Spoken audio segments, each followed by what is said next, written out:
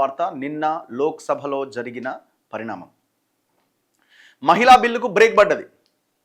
So ఈ మహిళా bill అమల్లోకి వచ్చి 33% రిజర్వేషన్ అమల్లోకి వచ్చి నియోజకవర్గాల పునర్విభజన జరిగి 2029 ఎలక్షన్స్ ఆ నేపథ్యంలో జరుగుతాయని అందరూ భావించారు. కానీ ప్రస్తుతానికైతే దానికి బ్రేక్ పడ్డట్టుగానే కనబడుతున్నది. మరి వాట్ నెక్స్ట్ అంటే చూడాలి. మరి భవిష్యత్తులో అన్ని పక్షాలని ఒప్పించి కేంద్రం మళ్ళీ ఏమైనా ఈ బిల్లును తీసుకొచ్చే అవకాశం ఉందా అన్నది చూడాలి. మొత్తం 352 మ్యాజిక్ ఫిగర్. రాజ్యాంగ సవరణ జరగాలంటే 3/2 మెజారిటీ కావాలి. మొత్తం 543 మంది సభ్యుల్లో గైర్హాజరైన వాళ్ళని పక్కన పెడితే ఆ రోజున సభకి హాజరైన వాళ్ళలో 3/2 మెజారిటీ కావాలి. సో ఆల్మోస్ట్ 350 చేంజ్ కావాలి. 298 మంది అనుకూలంగా 230 మంది వ్యతిరేకంగా ఓటేశారు. దీంతో మ్యాజిక్ ఫిగర్ చేరుకోకపోవడంతో బిల్లు నెగ్గలేదు, బిల్లు వీగిపోయింది. సో దీని మీద పెద్ద చర్చ, ఇటు బీజేపీ కాంగ్రెస్ మీద, కాంగ్రెస్ బీజేపీ మీద. సో ఈ బిల్లు అమలులోకి రాకపోవడమే మంచిది. దీనికి నియోజకవర్గాల పునర్విభజనకి ముడిపెట్టి బీజేపీ లబ్ధి పొందడానికి ప్రయత్నం చేసింది. మహిళా బిల్లుని వాడుకోవాలని చూసింది. దాన్ని ఓడగొట్టించామని కాంగ్రెస్ సంబరాలు చేస్తున్నది. నారీ శక్తి బిల్లును ఓడించి సంబరాలు చేసుకుంటారని బీజేపీ కాంగ్రెస్ ఇండియా కూటమి మీద దుమ్మెత్తిపోస్తున్నది. అసలు ఈ టోటల్ ఎపిసోడ్లో మీ వైఖరి ఏంటి అంటే మేము ముందు నుంచి చెప్తున్నాము. అసలు ఇందులో ఓబీసీ కోటా లేకుండా, ఆ అంశం లేకుండా, ఓబీసీ మహిళలకు సంబంధించిన వాళ్ళ కోటా వాళ్ళకి సపరేట్గా లేకుండా ఈ మహిళా బిల్లు తెచ్చినా ఉపయోగం లేదు అన్నది ముందు నుంచి చెప్తున్నది. ఏం ఉపయోగం? మహిళా రిజర్వేషన్ బిల్లు అమల్లోకి వస్తే ఎవరు అధికారంలోకి వస్తారు, ఎవరు ఎమ్మెల్యేలు అవుతారు, ఎవరు ఎంపీలు అవుతారు? రెడ్డి గారి, రావు గారి, ఇంకో దొరగారి భార్యలో, కూతురులో వాళ్ళే అవ్వడానికి అవకాశం ఉంటుంది తప్ప ఆ కోటాలే అసలు జనరల్ కేటగిరీలోనే పురుషులకే అసలు అవకాశం లేదు కదా. బీసీలకి ఏ జిల్లాలో అయినా వాళ్ళకున్న జనాభా ప్రకారం టికెట్ల కేటాయింపు జరుగుతున్నదా? 50% పైగా ఉన్న బీసీలకి ఈ రిజర్వేషన్ బిల్ అమల్లోకి వస్తే బీసీ మహిళలకి అవకాశం దక్కుతుందా? సరే, ఎస్సీ ఎస్టీ మహిళలకి వాళ్ళ రిజర్వేషన్ ఆధారంగా రాజ్యాంగం ప్రకారం ఆ కోటా పూర్తి పెట్టాల్సిందే కాబట్టి పెడతారేమో. మరి ఓబీసీ మహిళల సంగతి ఏంది? అందుకే ఈ బిల్లు వీగిపోయినా పెద్దగా మనం ఎట్లా ఇది మహిళలకి అన్యాయం జరిగిందని అనుకోవడానికి అవకాశం లేదు. ఇక్కడ ఇందులో ఓబీసీ మహిళా కోటా అనే అంశం పెట్టినప్పుడు అప్పుడు మనం అన్యాయం జరిగిందని భావించవచ్చు. ఇది ఏంటి అసలు విపక్షాలు నిజంగానే ఈ బిల్లును వ్యతిరేకించినాయి, వీళ్ళు మహిళలకి వ్యతిరేకమా, అసలు ఏం జరిగింది అని అంటే ఇక్కడ 2-3 అంశాలు ఉన్నాయి. ఈ మహిళా బిల్లుకి, నియోజకవర్గాల పునర్విభజనకి అండ్ జనగణన అన్న అంశానికి ముడిపడి ఉన్నటువంటి అంశం. మహిళా రిజర్వేషన్ బిల్లు అమల్లోకి రావాలంటే కొన్ని టెక్నికల్ చేంజెస్ అవసరం. అందులో ప్రధానమైంది నియోజకవర్గాల పునర్విభజన. నియోజకవర్గాల సరిహద్దులు తేల్చకుండా ఈ 33% రిజర్వేషన్ అమలు చేయడానికి వీల్లేదు. ఇది ఆల్రెడీ 2023లోనే అన్ని పక్షాలు ఈ మహిళా బిల్లుకు ఓకే చెప్పినాయి. ఎవరికి కూడా ఓబీసీ కోటా కోసం ఈ బిల్లు ఆగిందంటే పొరపాటే. ఓబీసీ కోటా కోసం ఈ బిల్లు ఆగలే. ఓన్లీ కాంగ్రెస్ కానీ, ఇండియా కూటమి కానీ ఎక్కడ అభ్యంతరం వ్యక్తం చేసినాయి? ఈ బిల్లులో, ఈ మహిళా బిల్లులో నియోజకవర్గాల పునర్విభజన అంశాన్ని దీనికి ముడిపెట్టి మీరు ముందుకు తీసుకెళ్తున్నారు. దీనివల్ల దక్షిణాది రాష్ట్రాలకు అన్యాయం జరుగుతుంది. బీజేపీ మళ్ళీ అధికారంలోకి రావడానికి వేస్తున్న ఎత్తుగడ అని ఇండియా కూటమి, కాంగ్రెస్ ఈ పక్షాలన్నీ భావించి ఆ బిల్లును వీగేలాగా చేసినాయి. ఇది అక్కడ పాయింట్. ఎవరికి కూడా ఓబీసీ మహిళా కోటా అన్న అంశం ఎవరి ఎజెండాలో లేదు. మాట్లాడిరు కానీ వాళ్ళ ఎజెండాలో లేదు. ఎందుకంటే గతంలోనే 2023లోనే ఈ బిల్లు ఆమోదం పొందింది. కాకపోతే ఈ మహిళా బిల్లుకి నియోజకవర్గాల పునర్విభజన, జనగణన అన్న అంశాలు అనేవి ముడిపడి ఉన్న అంశాలు. సో మళ్ళీ దానికి రాజ్యాంగ సవరణ గతంలో జరిగింది 106వ రాజ్యాంగ సవరణ, ఇప్పుడు 131వ రాజ్యాంగ సవరణ. ఈ రాజ్యాంగ సవరణకి 3/2 మెజారిటీ రాలేదు, వీగిపోయింది. సో ఇప్పుడు ఏం జరగబోతుందంటే మళ్ళీ కేంద్రం అన్ని పక్షాలతో సంప్రదింపులు జరిపి చేయాలా. ఇప్పుడు నియోజకవర్గాల పునర్విభజనకి మహిళా బిల్లుకు లింక్ ఉన్నది.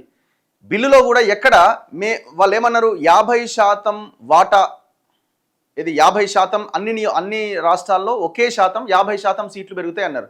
తెలంగాణలో 50% పెరుగుతాయి, 119కి 182 అయితే. యూపీలో కూడా అక్కడున్న సీట్లకి ఇప్పుడు 50% పెరుగుతాయి. దేశం అంతటా ఒకే పర్సంటేజ్ ఉంటుంది. జనాభా ప్రాతిపదికన చేస్తే నార్త్లో ఎక్కువ పెరుగుతాయి, సౌత్లో తక్కువ పెరుగుతాయి అంటున్నారు కదా.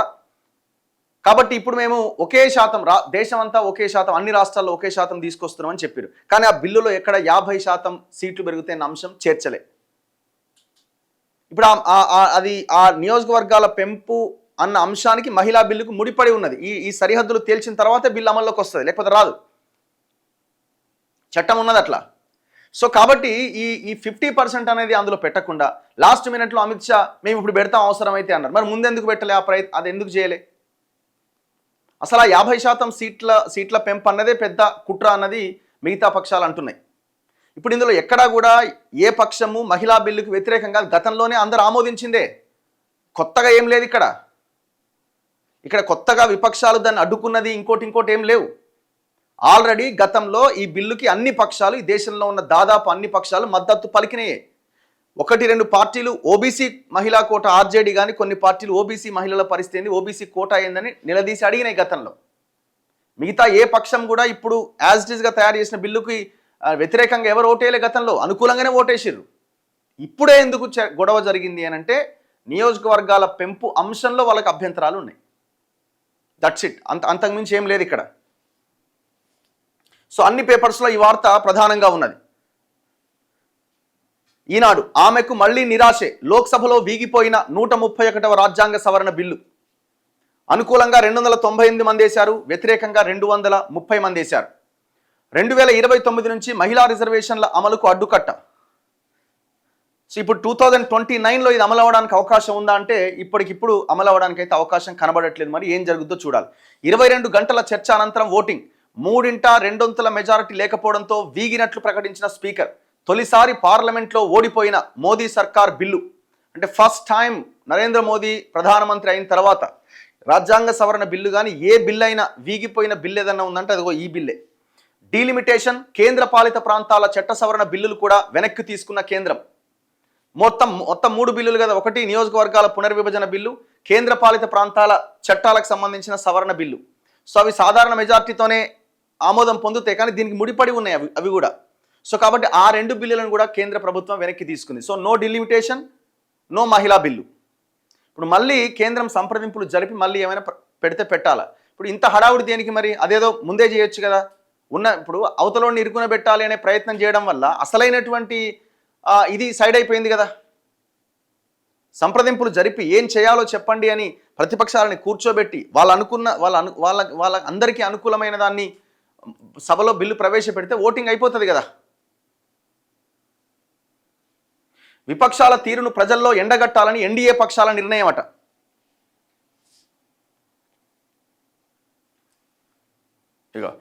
చట్టసభల్లో మహిళా రిజర్వేషన్ల ప్రక్రియకు మళ్లీ అడ్డుకట్ట పడింది. రాజ్యాంగ సవరణ బిల్లును ఆమోదింపచేసి 2029 నుంచే రిజర్వేషన్లు అమల్లోకి తేవాలి అనుకున్న కేంద్ర ప్రభుత్వ ప్రయత్నాలు ఫలించలేదు. చట్టసభల్లో మహిళలకు 33% రిజర్వేషన్లు కల్పిస్తూ కేంద్ర ప్రభుత్వం లోక్సభలో ప్రవేశపెట్టిన 131వ రాజ్యాంగ సవరణ బిల్లు 230 ఓట్ల తేడాతో వీగిపోయింది. శుక్రవారం రాత్రి 7:19 సభలో ఓటింగ్ పెట్టిన ఈ బిల్లు 2/3 మెజారిటీ సాధించలేకపోయింది. సభకు హాజరై ఓటింగ్లో పాల్గొన్న 528 మందిలో 298 మంది అనుకూలంగా, 230 మంది వ్యతిరేకంగా ఓటేయడంతో అవసరమైన 2/3 మెజారిటీ రాలేదని, అందువల్లే దానిపైన తదుపరి కార్యాచరణ చేపట్టట్లేదని స్పీకర్ ఓం బిర్లా ప్రకటించారు.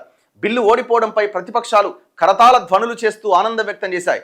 మహిళలకు దక్కాల్సిన హక్కులను వారికి అందించడానికి ఇక ముందు కూడా ప్రయత్నిస్తూనే ఉంటామని అధికార పక్షం ప్రకటించింది. బిల్లు పాస్ కావడానికి సభకు హాజరై ఓటేసిన 528 మందిలో 352 మంది సభ్యుల మద్దతు అవసరం. అయితే అంతకంటే 54 ఓట్లు తక్కువ రావడంతో బిల్లు వీగిపోయినట్లు స్పీకర్ ఓం బిర్లా ప్రకటించారు. ఈ తీర్పుతో 2023లో పార్లమెంట్ ఆమోదించిన 106వ రాజ్యాంగ సవరణ చట్టానికి ఢోకా లేకపోయినా అమలుకు మాత్రం అడ్డంకులు తొలగనట్లయింది. ఇంతకుముందు నేను చెప్పిన కదా, 106 రాజ్యాంగ సవరణ సెప్టెంబర్ 2023లో ఇదే మహిళా బిల్లుకి అన్ని పక్షాలు లోక్సభ, రాజ్యసభ ఆమోదం తెలిపినాయి. ఆనాడు ఏ పక్షం, ఇప్పుడు వ్యతిరేకించిన ఏ పక్షం ఆనాడు వ్యతిరేకించలే. సో ఇందులో ఓబీసీ కోటా కోసమే కాంగ్రెస్ ఇంకో పక్షమో వ్యతిరేకించినట్టు పొరపాటు. ఆల్రెడీ యాజ్ ఇట్ ఈస్ బిల్లును ఆనాడు వ్యతిరేకించినాయి. ఇప్పుడు ఇక్కడ సమస్య ఎక్కడొచ్చింది? నియోజకవర్గాల పునర్విభజన అంశంలో ఏ రాష్ట్రంలో ఎన్ని సీట్లు పెరగాలి అన్న అంశంలో బీజేపీ కుట్రపూరితంగా వ్యవహరిస్తుంది అన్నది మాత్రమే విపక్షాల ఆరోపణ, విపక్షాల అనుమానం. అందుకోసమే ఇది ఆగింది. That's it.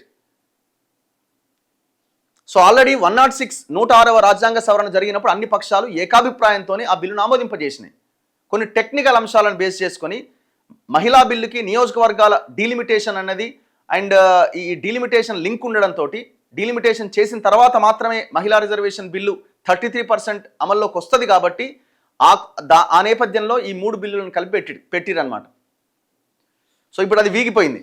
లోక్సభ సీట్లను 850కి పెంచి అందులో 3వ వంతు సీట్లను 2029 ఎన్నికల్లో మహిళలకు కేటాయించాలి అన్న లక్ష్యం నెరవేరకుండా పోయింది. తాజా పరిణామాల నేపథ్యంలో కేంద్ర కేబినెట్ శనివారం ఉదయం 11:30 భేటీ అవుతోంది. ఇవాళ 11:30కి తొలి గండం గట్టెక్కిన మహిళా రిజర్వేషన్లను అమల్లోకి తేవడానికి ఇప్పుడున్న 543 స్థానాలను 50% మేర పెంచి 850కి తీసుకెళ్లడానికి రాజ్యాంగంలోని ఆర్టికల్ 81ని సవరించడంతో పాటు 2027 జనగణన వరకు ఆగకుండా 2011 జనాభా లెక్కల ఆధారంగానే నియోజకవర్గాల పునర్విభజన క్రతువును పూర్తి చేసేందుకు వీలు కల్పించే ఆర్టికల్ 334A సవరణ చేస్తూ కేంద్ర ప్రభుత్వం తీసుకొచ్చిన రాజ్యాంగ సవరణ బిల్లును, డీలిమిటేషన్ బిల్లును ప్రతిపక్షాలు తీవ్రంగా వ్యతిరేకించినాయి. ప్రతిపక్షాలు ఈ బిల్లుల ద్వారా కేంద్రం లోక్సభలో దక్షిణాది రాష్ట్రాల ప్రాతినిధ్యం తగ్గించడంతో పాటు డీలిమిటేషన్ చట్టం ద్వారా నియోజకవర్గాలను తమ ఇష్టానుసారంగా మార్చుకొని 2029 ఎన్నికల్లో లబ్ధి పొందేందుకు కుట్ర పన్నుతోందని ఆరోపించాయి. ఇది వాళ్ళు అడ్డుకున్నది. ఒకవైపు పశ్చిమ బెంగాల్, తమిళనాడు అసెంబ్లీ ఎన్నికలు జరుగుతున్న తరుణంలో నియమావళి ఉల్లంఘించి వీటిని తీసుకురావడం వెనుక రాజకీయ ప్రయోజనం దాగుందని ఆరోపించాయి. 2027 జనగణనలో కులగణన కూడా చేస్తున్నందున ఆ లెక్కలు వచ్చేంత వరకు ఆగి ఇందులో ఓబీసీలకు కోటా కేటాయించాలని, అది చేయకుంటే ఎట్టి పరిస్థితుల్లోనూ ఆమోదించబోమని స్పష్టం చేస్తూ వాటిని ప్రవేశపెట్టేటప్పుడే ఓటింగ్ కోరి అడ్డుకునే ప్రయత్నం చేశాయి. గురువారం ఉదయం 251, 185 ఓట్ల తేడాతో ఆ గండాన్ని గట్టెక్కిన కేంద్ర ప్రభుత్వం శుక్రవారం సాయంత్రం అంతిమంగా అవసరమైన 2/3 వంతు మెజారిటీ సాధించలేకపోయింది. అంటే ఫస్ట్ యాక్చువల్గా అసలు దీని మీద డిబేట్ చేయాలా వద్దా అన్న అంశంలో ప్రతిపక్షాలు ఏమన్నాయంటే ఓటింగ్ అడిగినాయి. అసలు అందరికి ఇష్టం ఉందా సభలో లేదా, ఫస్ట్ దాని మీద ఓటింగ్ చేయండి అన్నది. అది సాధారణ మెజారిటీ ఎనఫ్ దానికి. సో కాబట్టి సభలో మెజారిటీ సభ్యులు చర్చ చేపట్టాలి అన్నారు. సో చర్చ చేపట్టినాయి. చర్చ చేపట్టిన తర్వాత జరిగిన ఓటింగ్ వీగిపోయింది. ఆ బిల్లు వీగిపోయింది ఓటింగ్లో అనుకున్న మెజారిటీ రాకపోవడంతో. అయితే అన్ని రాష్ట్రాల్లో లోక్సభ స్థానాలను 50% పెంచి ఎవరికీ నష్టం జరగకుండా చూస్తామని అటు ప్రధానమంత్రి ఇటు హోంమంత్రి అమిత్ షాలు సభాముఖంగా ఇచ్చిన హామీని ప్రతిపక్షాలు తోసిపుచ్చినాయి. సభలో మాటిచ్చి మరిచిపోతే అప్పుడు పరిస్థితి ఏంటి, మౌఖికంగా చెప్పే మాటను బిల్లులోనే లిఖితపూర్వకంగా ఎందుకు పెట్టట్లేదని ప్రశ్నించినాయి. రైట్ క్వశ్చనే కదా ఇది. నువ్వు 50% సీట్లు దేశమంతా ఒకే శాతం పెంచుతామని చెప్పినారు. మీరు చెప్పినప్పుడు ఆ బిల్లులో ఉండాలి కదా, మరి ఆ బిల్లులు ఎందుకు పెట్టలే? ఇప్పుడు ఇవాళ 50% అన్నావు, రేపు పొద్దున నీకు ఇష్టం వచ్చినట్టు చేస్తావు. నువ్వు నోటితో చెప్పడం ఏంది? అసలు నోటితో చెప్పడం ఉంటుందా పార్లమెంట్లో? నువ్వు రేపు 50% అన్నావు, లేకపోతే ఇక్కడ 10 పెంచుతావు, 40 పెంచుతావు. ఇన్ని అనుమానాలు ఎందుకు ఒక బిల్లుని తీసుకొచ్చినప్పుడు? అసలు అందరినీ కూర్చోబెట్టి ఆల్ పార్టీ మీటింగ్ పెట్టి అవసరమైతే మీరు అపోజిషన్ పార్టీ వాళ్ళ దగ్గరికి వెళ్ళి బిల్లును ఎట్లా తయారు చేద్దామని ఒక ఆలోచనతో ముందుకు తీసుకెళ్ళాలి కదా. ఎవడి రాజకీయ ప్రయోజనం వాడిదే. అయితే సాయంత్రం ఏం జరిగింది? సాయంత్రం హోంమంత్రి సమాధానం ఇస్తున్న సమయంలో కాంగ్రెస్ పార్టీ నాయకుడు కేసీ వేణుగోపాల్ లేచి 50% సీట్లు పెంచుతామన్న హామీ ఆధారంగా ఏ రాష్ట్రానికి ఎన్ని లోక్సభ సీట్లు కేటాయిస్తున్నారో చెబుతూ రాజ్యాంగంలో చేర్చి రక్షణ కల్పించడంతో పాటు మహిళా రిజర్వేషన్లతో డీలిమిటేషన్ను డీలింక్ చేయడానికి మీరు గనక సిద్ధమైతే మిగతా అంశాలకు మద్దతు ఇవ్వడానికి మేము సిద్ధంగా ఉన్నాం. దీనిపైన హోంమంత్రి ఏమంటారు అని ప్రశ్నించాడు. అందుకు హోంమంత్రి అమిత్ షా స్పందిస్తూ 50% పెంపు ఆధారంగా ఏ రాష్ట్రానికి ఎన్ని సీట్లు కేటాయించేది కూడా చెబుతూ బిల్లులో పొందుపరచడానికి తాము సిద్ధంగా ఉన్నామని ప్రకటించారు. గంట సమయం ఇస్తే ఆ మేరకు బిల్లును సవరించి సభ ముందు ఉంచుతామని ప్రకటించారు. తాము 50% సీట్లు పెంచుతామని ప్రకటించామని, అందులో దాయడానికి కానీ చోరీ చేయడానికి కానీ ఏమీ లేదన్నారు. డీలిమిటేషన్ను 2026 జనగణన ప్రస్తావిస్తూ అందులోకి నేను రాను అంటూ ఏదో చెప్పబోయి ప్రతిపక్షాల గొడవ కారణంగా ఆ మాటల్ని అమిత్ షా ముగించేలోపే అఖిలేష్ యాదవ్ లేచి ప్రసంగించారు. అప్పుడు బీజేపీ 50% సీట్లు పెంచుతామనే కాదు, మహిళను ప్రధానమంత్రి చేస్తామని లిఖితపూర్వకంగా చెప్పినా కూడా తాము నమ్మబోమని ప్రకటించారు. దాంతో ఈ బిల్లును వ్యతిరేకించాలి అన్న ప్రతిపక్షాల పట్టుదల గట్టిగా కనిపించింది. అప్పుడే బిల్లు పైన అంతిమ ఫలితం తేలిపోయింది. అసలు మీరు ఎలాంటి వర్కౌట్ లేకుండా బిల్లును మొత్తం తీసుకొచ్చి పార్లమెంట్లో ప్రవేశపెట్టారు. ఎవరు దీని వెన ఎవరి ఇంటెన్షన్ వాడుకున్నది. 22 గంటల డిస్కషన్ జరిగింది. గురువారం ఉదయం 11 గంటల 15 నిమిషాలకు కేంద్ర న్యాయశాఖ మంత్రి అర్జున్ రామ్ మేఘ్వాల్ ప్రవేశపెట్టిన 131వ రాజ్యాంగ సవరణ బిల్లు, డీలిమిటేషన్ బిల్లు, ఆ తర్వాత హోంమంత్రి అమిత్ షా ప్రవేశపెట్టిన కేంద్ర పాలిత ప్రాంతాల చట్టాల సవరణ బిల్లులపై ఆ రోజు అర్ధరాత్రి 1:22 వరకు, తిరిగి శుక్రవారం ఉదయం 11 గంటల 10 నిమిషాల నుంచి సాయంత్రం 6 గంటల 7 నిమిషాల వరకు దాదాపు 22 గంటల పాటు చర్చ జరిగింది. ఇందులో 130 మంది సభ్యులు పాల్గొంటే వారిలో 56 మంది మహిళలు ఉన్నారు. వారి అభిప్రాయాలకు హోంమంత్రి అమిత్ షా 6 గంటల 8 నిమిషాల నుంచి 7 గంటల 18 నిమిషాల వరకు సమాధానం ఇచ్చి చర్చ ముగించారు. ఆ వెంటనే కేంద్ర న్యాయశాఖ మంత్రి అర్జున్ రామ్ మేఘ్వాల్ లేచి 131వ రాజ్యాంగ సవరణ బిల్లును పరిశీలనలోకి తీసుకోవాలి అని స్పీకర్ ఓం బిర్లాకు విజ్ఞప్తి చేశారు. స్పీకర్ రాత్రి 7 గంటల 19 నిమిషాలకు ఓటింగ్కు పెట్టగా తొలుత నిర్వహించిన ఎలక్ట్రానిక్ ఓటింగ్లో దానికి అనుకూలంగా 278, వ్యతిరేకంగా 211 ఓట్లు వచ్చాయి. అయితే ఎలక్ట్రానిక్ ఓటింగ్ను రూఢీ చేసుకోవడానికి మళ్లీ సభ్యులకు చీటీలు ఇచ్చి స్వీకరించిన మాన్యువల్ ఓటింగ్లో బిల్లుకు అనుకూలంగా 298, వ్యతిరేకంగా 230 మంది ఓటేసినట్లు స్పీకర్ ఓం బిర్లా రాత్రి 7 గంటల 41 నిమిషాలకు సభాముఖంగా ప్రకటించారు. దీని తర్వాత ఏం జరిగింది? ఆ రెండు వెనక్కి తీసుకున్నారు. ఈ నేపథ్యంలో 131వ రాజ్యాంగ సవరణ బిల్లుతో పాటు ప్రవేశపెట్టిన డీలిమిటేషన్ బిల్లు 2026, దాంతోపాటు కేంద్ర పాలిత ప్రాంతాల చట్ట సవరణ బిల్లు 2026, దీనిపైన తదుపరి నిర్ణయం తీసుకోవాల్సిన బాధ్యత కేంద్ర ప్రభుత్వానిదే అని పార్లమెంటరీ వ్యవహారాల మంత్రి కిరణ్ రిజిజుకు స్పీకర్ సూచించారు. అందుకు పార్లమెంటరీ వ్యవహారాల మంత్రి స్పందిస్తూ తాము ప్రవేశపెట్టిన డీలిమిటేషన్ బిల్లు, కేంద్ర పాలిత ప్రాంతాల చట్ట సవరణ బిల్లు 131వ రాజ్యాంగ సవరణ బిల్లుతో అనుబంధంగా ఉన్నందున ఈ మూడు కలిపే అన్నమాట, దానికి లింక్ ఉన్నదన్నమాట. మహిళా బిల్లు అమల్లోకి రావాలంటే డీలిమిటేషన్ ప్రక్రియ జరగాల్సిందే. సో కాబట్టి అనుబంధంగా ఉన్నందున వాటిని ప్రత్యేకంగా చూడాల్సిన అవసరం లేదు. ఎవరు? పార్లమెంటరీ వ్యవహారాల మంత్రి చెప్పిండు. దేశంలోని మహిళలకు గౌరవం, హక్కులు కల్పించే చరిత్రాత్మక బిల్లుకు విపక్షాలు మద్దతు ఇవ్వకపోవడం బాధాకరం. చరిత్ర ఇచ్చిన ఒక అవకాశాన్ని ప్రతిపక్షాలు కోల్పోయాయి. మహిళలకు హక్కులు కల్పించే ప్రయత్నాన్ని నరేంద్ర మోదీ నేతృత్వంలో తాము ముందుకు తీసుకెళ్తామని ప్రకటించారు. ఎట్టి పరిస్థితుల్లో వారికి హక్కులు కల్పించి తీరుతామని ధీమా వ్యక్తం చేస్తూ మిగతా 2 బిల్లులను ముందుకు తీసుకెళ్లదలుచుకోలేదని ప్రకటించారు. దాంతో స్పీకర్ ఓం బిర్లా సభా కార్యకలాపాలను ముగించి శనివారం ఉదయం 11 గంటలకు వాయిదా వేసి వెళ్లిపోయారు. రాజ్యాంగ సవరణ బిల్లు వీగిపోయాక ఎన్డీఏ పక్షాల నేతలు పార్లమెంట్లో సమావేశమయ్యారు. మహిళా రిజర్వేషన్లను ప్రతిపక్షాలు అడ్డుకొని రాజ్యాంగ బిల్లును వ్యతిరేకించాయన్న విషయాన్ని ప్రజల్లోకి బలంగా తీసుకెళ్లాలని నిర్ణయించాయి. సో ఇప్పుడు మిగతా పక్షాలన్నీ బిల్లును అడ్డుకుని వీళ్ళంతా మహిళలకు వ్యతిరేకమని వీళ్ళు ప్రచారం స్టార్ట్ చేస్తారు. ఎట్లా తెచ్చినా ఎవరిని సంప్రదించకుండా ఏం చేయకుండా నువ్వు నియోజకవర్గాల పెంపు ఎట్లా చేద్దాం అనుకున్నావు? మొత్తం నార్త్లో అంతా ఇష్టం వచ్చినట్టుగా పెంచేసి సౌత్నంతా ఆగం చేద్దామని సౌత్ స్టేట్స్, కాంగ్రెస్ వాళ్ళు మీరు దీని వెనకాల కుట్ర ఉందని కాంగ్రెస్ ఇట్లు వీళ్ళపైన మాట్లాడడం వీళ్ళు. సో ఇట్లా ఇది ఒక రాజకీయ అంశంగా తయారైపోయింది. మహిళా బిల్లుకి మోక్షం లభించలేదు.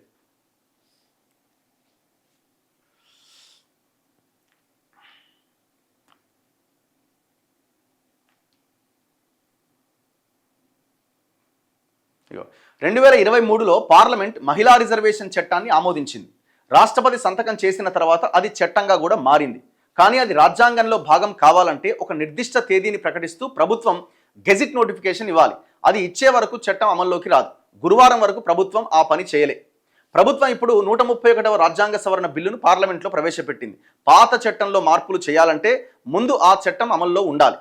అమల్లో లేని చట్టాన్ని ఎలా సవరించగలరు అనే సాంకేతిక సమస్య రాకుండా ఉండడానికి ఏప్రిల్ 16 నుంచి 106వ సవరణ అమల్లోకి వస్తుందని ప్రభుత్వం నోటిఫికేషన్ ఇచ్చింది. కేంద్రం శుక్రవారం మరో నోటిఫికేషన్ కూడా వెలువరించింది. జమ్మూ కాశ్మీర్, ఇతర కేంద్ర పాలిత ప్రాంతాలకు కూడా మహిళా రిజర్వేషన్లు వర్తిస్తాయని అందులో పేర్కొన్నది. ఏది ఏమైనా మళ్ళీ ఇప్పుడు ఆ బిల్లు దానికి రాజ్యాంగ సవరణ జరిగితే తప్ప, నియోజకవర్గాల పెంపు జరిగితే తప్ప మహిళలకి 33% రిజర్వేషన్లు చట్టసభల్లో అమలు కావు.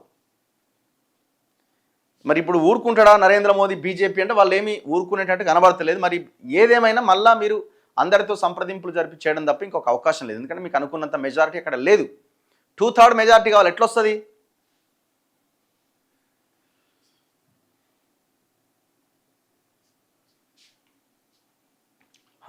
సో ఇది నిన్న జరిగింది. ఇక ఎవరికి వాళ్ళు ఎవరి స్టేట్మెంట్స్ వాళ్ళవి ఉన్నాయి. బిల్లును ఓడించి సంబరాలు చేసుకుంటారని అమిత్ షా అంటున్నాడు. ఇది మహిళా రిజర్వేషన్ బిల్లే కాదని రాహుల్ గాంధీ అంటున్నాడు. ఇది మహిళా రిజర్వేషన్ బిల్లే కాదు, మహిళలతో దీనికి సంబంధం లేదు, ఇది ఓబీసీ ఎస్సీ ఎస్టీ వ్యతిరేక బిల్లు. అంతేకాదు దక్షిణాది ఈశాన్య చిన్న రాష్ట్రాలకు వ్యతిరేకం కూడా. ఎవరి హక్కులను లాక్కోవడానికి మేము అంగీకరించాం, దేశాన్ని విభజించనీయమని రాహుల్ గాంధీ స్టేట్మెంట్ రాహుల్ గాంధీ ఇస్తున్నాడు. ఇక్కడ రేవంత్ రెడ్డి మాట్లాడుతున్నాడు. ముఖ్యమంత్రి జాతీయ విపత్తును నివారించిన రోజట ఇది. ఏది? నిన్నటిది. భారతదేశ చరిత్రలో మరుపురాని దినం ఇది. రాజ్యాంగ సవరణ బిల్లు వీగిపోవడంపై ముఖ్యమంత్రి రేవంత్ రెడ్డి. సో దక్షిణాది రాష్ట్రాలు ఏవి కూడా, తెలంగాణ కానీ తమిళనాడు కానీ ఇంకే రాష్ట్రం కూడా ఈ బిల్లుల పట్ల ఆమోదం, అంటే వాళ్ళు ఇది దక్షిణాదికి నష్టం చేసే బిల్లు కిందనే చూస్తున్నారు. కేటీఆర్ కూడా మాట్లాడినట్టుండు. బీజేపీ నాటకాన్ని దేశ ప్రజలు చూశారు. మహిళా బిల్లును డీలిమిటేషన్తో ముడిపెట్టడంతోనే అది వీగిపోయింది. డీలిమిటేషన్తో ముడిపెట్టడం కాదు స్వామి, డీలిమిటేషన్ ప్రక్రియ చేస్తే తప్ప, ఆ బిల్లుకు ఆమోదం తెలిపితే తప్ప మహిళా రిజర్వేషన్ బిల్లును ఆమోదం తెలపడానికి అవకాశం లేదు. ఆ రెండింటికి ముడిపడి ఉన్న అంశాలు అవి. కాకపోతే ఇక్కడ ఏం జరిగిందంటే, ఆ నియోజకవర్గాల పెంపు అన్న అంశంలో అన్ని పక్షాలను ఒప్పించడంలో కేంద్రం ఫెయిల్ అయింది. సింపుల్గా వాళ్ళు ఏదో హడావుడిగా చేసి ఏదో రాజకీయం చేద్దాం అనుకున్నారు, అది కింద మీద అయింది. ఇప్పుడు ఏమంటారంటే, మేము మహిళా బిల్లుకు అనుకూలం, మహిళలకు వ్యతిరేకం మీరని అవతలోని మీద దుమ్మెత్తి పోసే ప్రయత్నం జరుగుతున్నది. నేనేమంటున్నా, 2027లో జనగణనతో పాటు కులగణన చేస్తామన్నారు కదా, కేంద్రమే కదా అందులో పెట్టింది.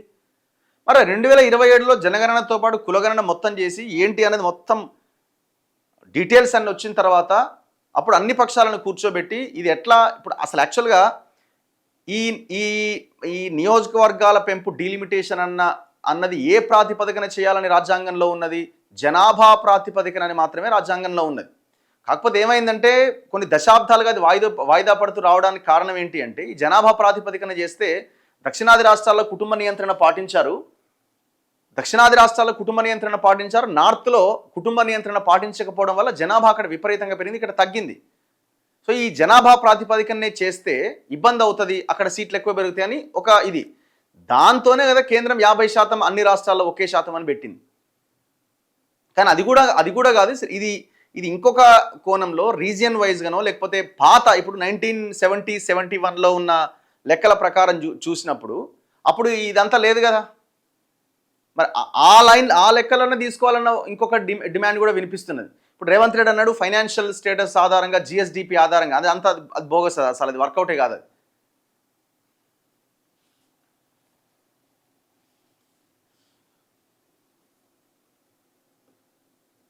ఓబీసీ కోటాలో ఉన్నవట ముస్లింలు తినేస్తారట. గట్లా మాట్లాడుతున్నారు, ఏమైనా అర్థం ఉన్నదా దాంట్లో? ఓబీసీ కోటా వస్తే ముస్లింలు ఎందుకు తినేస్తారు బ్రదర్? ఏం మాట్లాడుతున్నాం అసలు? మనం ఏమైనా ఉందా?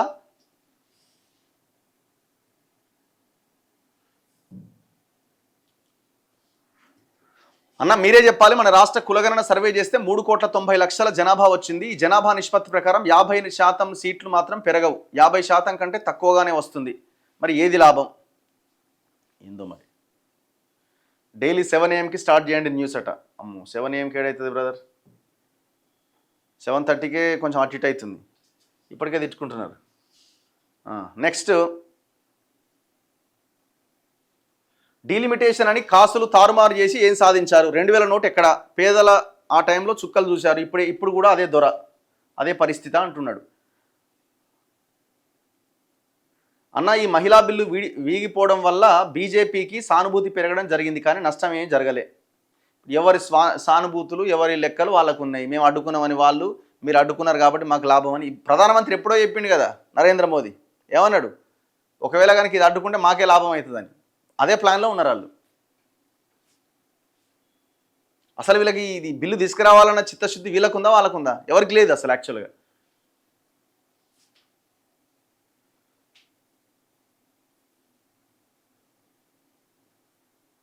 ప్రజాపాలనలో దరఖాస్తు చేసుకున్నట, దీనిలో ఎంట్రీ చేయలేదట. దీన్ని అడిగితే మీ అమ్మ రేషన్ కార్డులో మీ కుటుంబం ఉంది కాబట్టి మీకు పథకాలు రావు అంటున్నారు. ఓకే,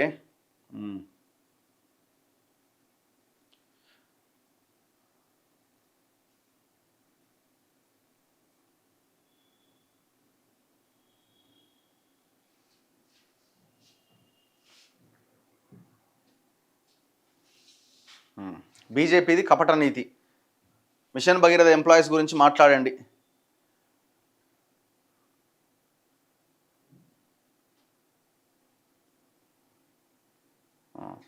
చలో,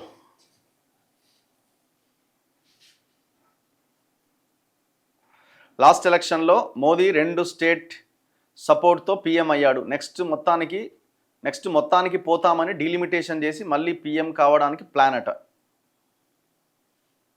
ఓబీసీ మహిళలకు న్యాయం జరిగింది. అసలు నేను ముందు నుంచి మేము అడిగేది కూడా అదే కదా. అసలు ఇందులో ఓబీసీ అనే కోటా లేకుండా మహిళా రిజర్వేషన్ ఎవరున్నారండి మహిళలు? 90% పైగా ఉన్న మహిళలు ఎవరు?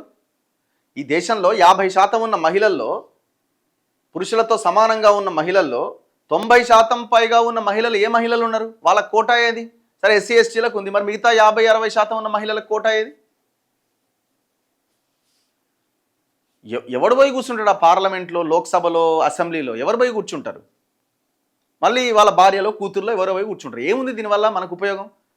ఆ ఓబీసీ కోటా పెట్టకుండా ఆ బిల్లు ఆమోదం పొందిన మహిళలకు కూడా వచ్చే లాభం ఏమీ లేదు. ఏదో కొంతమంది మహిళలకు అవకాశాలు దొరుకుతుండొచ్చు. ఎన్ని ఎమ్మెల్యే ఎంపీ సీట్లు పెరిగినా సామాన్యులకు ఏం రాదు అన్న. ఎండలు ఎక్కువైతున్నాయి, దాని మీద కూడా బిల్లు పెట్టి ఎండలు తగ్గించేటట్టు ఒక బిల్లు పెడితే బాగుంటుందట. బాగుంది. మన తెలంగాణ స్టేట్లో బెస్త కులం లేదా? ఉన్నది కదా, ఎందుకు లేదు? వాళ్ళ జనాభా కూడా లెక్క కట్టిరు కదా. బీసీ కులాల్లో బీసీఏలో ఫస్ట్ కాలం వాళ్ళదే, ఫస్ట్ కాలం మీదే.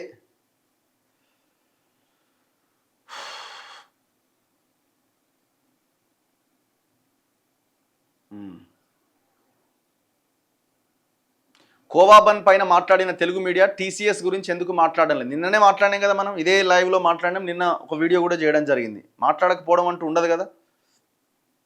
నెక్స్ట్ చలో, ఇది నిన్న పార్లమెంట్లో, లోక్సభలో జరిగింది. ఓవరాల్గా చాలాసేపు డిస్కస్ చేసినాం మనం.